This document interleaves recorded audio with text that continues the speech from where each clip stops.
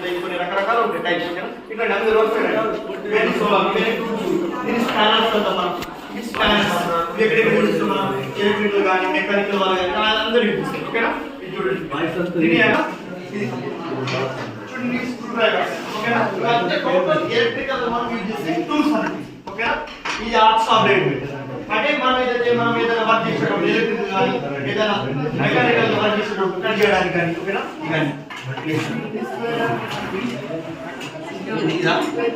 ఇవి cutting players అంటే కట్టాలి ఉంటుంది, వైర్ కటింగ్ తీసుకోవడానికి యూజ్ చేస్తాం. ఓకేనా?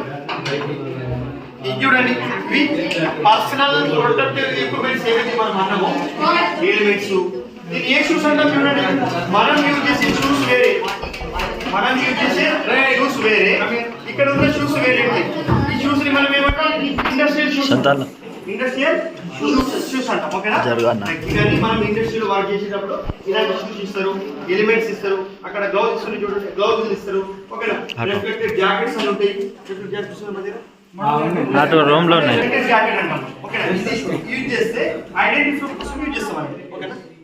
రబ్బర్ ఇది టోటల్ ఇండస్ట్రియల్ షూస్ రబ్బర్ తో తయారు చేస్తాం. ఎందుకు యూజ్ చేస్తాం రబ్బర్ తో అంటే, ఏదైతే రబ్బర్ మెటల్ మనం యూజ్ చేస్తున్నామో షాక్ రాదు దీనివల్ల.